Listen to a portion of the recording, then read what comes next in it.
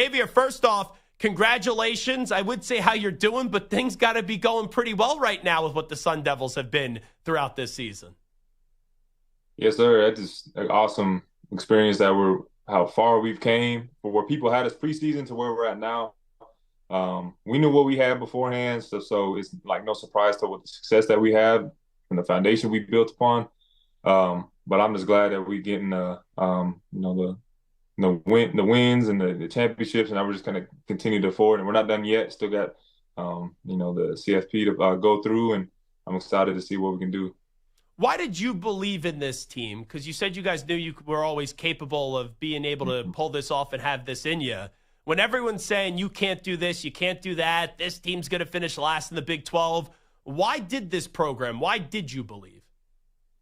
Just it starts with the head man, Kenny, Coach Dillingham. You know, he reset the foundation for what he wanted this team and this culture to be. We got the people that wanted to be here, and we got the people that didn't want to, fit the culture out. And so we got the right people that wanted to buy into what Coach Dillingham and, we saw his character and who he was as a person. Last year, we didn't have the best season, but he still, came in with the energy every single day. And, we got guys healthy. We got guys that came in through the portal that were big helps. And so from what we saw from January all the way till, where we're at now, we started from the foundation, reset, and we built from there. And from there, it was just a player-led team.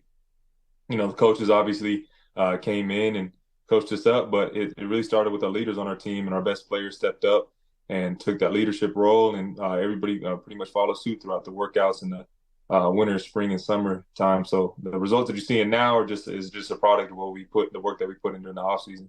I know this isn't your first stop on your college football journey, but a few years ago when you first met Kenny Dillingham, when he was taking over the program, and you said, okay, I'm going to go to Arizona State, like what were the first impressions that you had of him? It's just he was a genuine. He just was upfront. I was out of high school, obviously went through the recruiting process, then I went through it again out of the portal, leaving Idaho State. So I kind of knew what coaches were about. Some coaches sell you a dream, and some other coaches just tell you what you want to hear.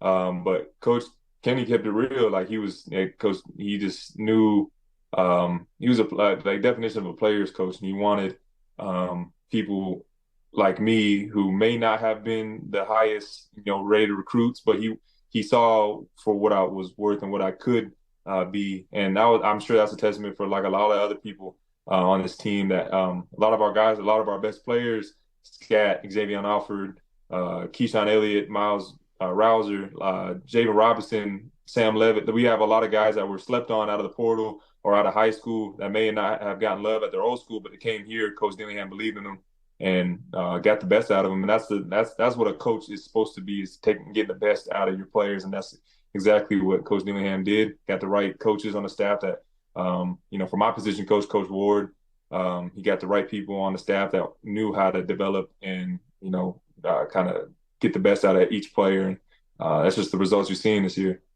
Yeah, you say Coach Ward. He should be in the Pro Football Hall of Fame. For people that don't know, Hines Ward is on staff at Arizona State. What is it like with the guy who was so good, so great, I should say, for so many years, to be able to use him as a resource and get to learn from him? It's just, it's going beyond football now to where you kind of just looking up to them as like a mentor. There's coaches, but then there's guys that come around like Coach Ward that who's done it. All of us wish to have the career that he had. Super Bowls, MVPs, gonna be in the Hall of Fame, Pro Bowls. Like all of us want the career that he has. So when he talks and gives you advice, you listen. And he's not just saying that just because that's what coaches are saying. He really did it. So when he tells us to block or tells us to give more effort, it's not that he knows what it takes to be on a championship level team. So getting advice and getting coached every day by him is really just a blessing. I know you could ask Jordan Tyson, Melquan Stovall, everybody else that's benefited from him. We've all improved from when he got here to where we're at now. It's just from top to bottom, where everybody's improved by his coaching and his care about developing us. And he also won Dancing with the Stars. And I remember he once told me that he never even went to his high school prom. So does Coach still have the dance moves since he won Dancing with the Stars? Did you see him dance a little bit after winning the Big 12 championship? Yeah, he was having his fun especially after I scored. I saw on a film of him jumping up and down. So he still got some athleticism in there and stuff. So, but I'm not sure about Dancing on the Stars athleticism. I did he did show that to us, and but yeah, Coach Duke got some moves, but I don't know how much moves he got left. That's unbelievable. Xavier Guillory with us. Yeah. What was Idaho State like? Just wondering. Like, what do you take from your time there on the FCS level before landing with a big program like Arizona State? Yeah. So I think that what the FCS, like going there taught me just like work ethic. And if you want to, you will. You'll find a way. So I feel like a lot of like players today may get catered to too much. But the FCS level, especially Idaho State, we didn't have like the lunch table, your own nutrition table, your own NIL card, your own. You had to like figure it out. There's times I had to walk to practice. There was times I had to, find a way to get more food. And but we had to share our weight room with every other sport. So it just taught you how to grind, and like when nobody cares or watches, because nobody really came to our games. No media was really there, so you had to like really fall in love with the game. So by the time I got to ASU, and they did have all that stuff that players get, nutrition table, all the facilities, the 24-hour access, all that stuff. I was like a kid at a candy store. I was just so happy that I was able to have those resources, and I'm glad it taught me just how to grind, and it taught me how to really appreciate what I had and not take anything for granted. No, it's unbelievable answer. Xavier Guillory here with us. So I know it's now been obviously more than a few days. When you still hear it, Arizona State, Big 12 champions, and you guys are going to the playoff and you have a bye. How do you process winning that championship? Just like any other win, this team is different than any other team I've been on, because when we win, we care about it for a day, maybe the next day a little bit, then we're all hungry for the next one. And so it's just like never really being satisfied or content, being happy with what we've earned. Obviously, we're all very like grateful for, winning that. That's not something we take lightly.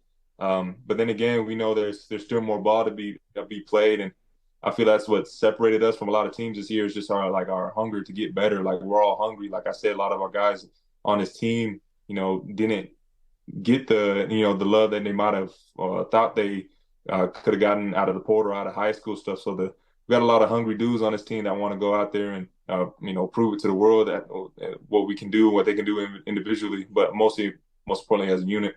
And so we're excited for this next game, and that's really what we're focused on. We're gonna have this little break, obviously.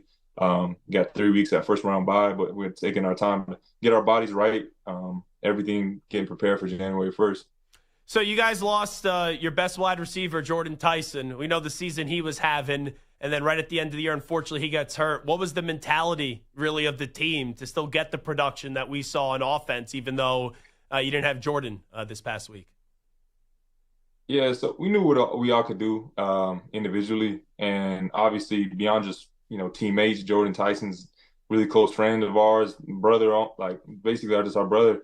So obviously when he went down, we went through so much together during the offseason and during the season. It's tough to see him go. But he would be the first one to tell you that like the next man up. And nobody was nervous when when he went down. Obviously you have a receiver as high production like he did. But we all were confident in ourselves, and we knew if we just got the opportunity what we could do. And a lot of us got a lot of the guys this year got that opportunity. Malik McClain got his opportunity, made a big play. Melquan Stovall had about 100 yards that game. And then I got my opportunity. So it's just the next man up. Just like this is the game we play. We know since we're kids that you can get injured at any moment. So it's just being ready for your opportunity, not having no drop-off, especially with a receiver who's as productive as Jordan Tyson, arguably one of the best receivers, if not the best receiver in the Big 12 or in the country. So we didn't want any drop-off, especially before the Big 12 championship game. But this past game just gave us reassurance that, okay, we got multiple guys that can play and be productive for this team. And then so it was just a testament to Coach Arroyo, his play calling, and Sam Levitt's ability to adapt and stuff. So it was awesome game experience for our whole receiving group as a core. Wrapping up with Xavier Guillory, you had those 2 touchdowns. The first one was pretty damn cool. The second one, man, that was some catch. Take me through the second touchdown because, I was watching that. I'm like, wait, he just did that? It was very impressive. Yeah, so those are stuff like I said, like plays I made in games before at Idaho State, and obviously I wish I could have had more at Arizona State. But just like I said, just getting your weight, getting your opportunity, those plays I make all the time in practice and stuff. So when I made it, it was like I didn't realize what I did until I saw the the replay. But it was it's something I practice. You can ask my teammates; they'll catch me in the facility catching 500 to 1,000 balls in a day. Just I take my craft serious. So when I do make plays like that, it feels good. Just all the work that you put in, getting paid, paying off in such a setting like that stuff. So I was glad I was able to finally put it on film, on tape, and show people that I can make plays like that and at a consistent rate. Yeah, and it's also neat, right? When you ball out in a performance and a stage like that, and you have that performance. You talked about getting no coverage at Idaho State. Even throughout this year, right? There's attention on other guys just with some of the players you have on this team. And, I've seen the story. You're a Native American athlete. You did the celebration in the end zone twice. Just kind of tell me about your upbringing and a little bit more about your story. Yeah, so I come from the Nez Perce Reservation. That's where my people from. Both my parents grew up on the reservation. I'm Native and African American, but I love putting on for my Nez Perce people, and not just my tribe, but indigenous people all over the country, and just let them know there's not a whole lot of Native American athletes playing at my level or at the pro level. So I wanted to give a nod to them every time I do my celebration, just to let them know that natives can ball, and we're out here can do it. If you put your mind to it, you can do anything, even play at a high level. And it's just that belief that I want other kids, people that I grew up watching, I want kids to grow up watching me play, and I want them to have somebody to look up to, and I want to do it right, and I wanted to be a good role model, not just on the field but off the field too. So it means a lot to me to put on for my people when I'm out there. That's a great answer. Xavier Guillory here with us. Just want to ask you about 2 of your teammates before we let you run. Cam Scadaboo. I watch him. Tremendous leader, tremendous toughness, right? The heart and soul of the football team. Just give me your perspective of playing with Cam, who, man, he's been fun to watch this year. And really going back to last year, too. Yeah, it's just who Cam is at the core. Like, me and him were both in the Big Sky Conference and the FCS level. He went to Sac State, I went to Idaho State. So I saw him since my freshman year, 2020, 2021. He's always been like that. He's always made plays, just like I said, but just getting that opportunity to finally put it on a national stage. Cam is just, he's a different. He's my favorite teammate that I've gotten to play with. It's honestly like I get the best seats in the house just watching him make the plays. I get to block down the field for him, and he's just an amazing player. And I think he's gonna have a long NFL career. He's just and just who he is as a person too. Like you said, what he brings to the team, the energy, that kind of swag that we want ASU to have. He brings that every single day, and that's just something that we all can get behind, and we all want to every player to have that type of that hunger and that confidence and that perseverance that he has. He's just a tough dude, battles through injuries and runs through people's faces and stuff. So he's a dog, and he's my favorite player to one of my favorite teammates ever. Stuff. So it's been really awesome. So I love your coach. His personality is infectious, but you've said it, and it's really stuck with me through this interview. You have a lot of guys on this team that were overlooked, that were doubted, have a chip on their shoulder, and you guys all come together, and it's just a fun team to watch. I got a chance to talk to your quarterback about a month ago, I would say, Sam Levitt. He's another one of those guys. Yeah. Man, the confidence is all the way up here, and you could tell there's just a chip on his shoulder, and he's looking to prove everybody wrong. Yeah. Sam Levitt, yeah. He's like when he first got in, like you said, that confidence, we were like, who is this kid that came in, just transferred through the portal, just like, talking crazy to everybody. Oh, I'm better than you at this, man. Y'all can't like. He told me he's going to be the number one pick of the draft. That's his goal. Yeah, I mean you'd rather have a player like that than trying to push somebody to get confident. So it's easier to hold somebody back than to push him forward and stuff. So that's what makes him so good, is that his confidence in himself. And you see it on game day. It comes to fruition. Like, a lot of the stuff that he says about himself comes out on game day. And he prepares like it. It's not like he's not preparing. The dude works hard. It's not a surprise. Sometimes you go at the facility at night and he's in there by himself, doing mobility or like doing extra work that when nobody else is watching, no cameras are on him. He doesn't really care about the limelight. He was a grinder before anybody else, really cared about who he was and stuff. So, but now that he does get, all that love, he's still working the same stuff. So I love who he is as an athlete, man. He puts in the right work and he does it right. So I think he's another one that's gonna have a great collegiate career and a great NFL career, in my opinion. There's a lot of people when the bracket came out, Xavier Guillory, that said, hey, Texas, Penn State, they got easy roads. They'll win the first round, and then they have Boise State and Arizona State standing in the way. For people that still doubt your Arizona State football team, what do you say to them? Please keep doing that, because that's what we feed off of, man.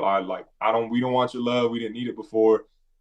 Just keep doubting us. That's what we feed off of, and I love when we have that chip on our shoulder. And I don't think we'll ever lose that with Coach Dillingham. It starts with Dillingham, like what he does, and the hunger that he brings is just like the rest of us. He's just like a competitive, probably even more competitive than some of the guys on the team. Like, the dude competes, and so we'll be fine. We all we need is each other and stuff. So I'm excited what we can do just on our own. Now, no one thought you could win the Big 12. Now everyone's going to say you can't win the national championship. Why can this team win it all this year?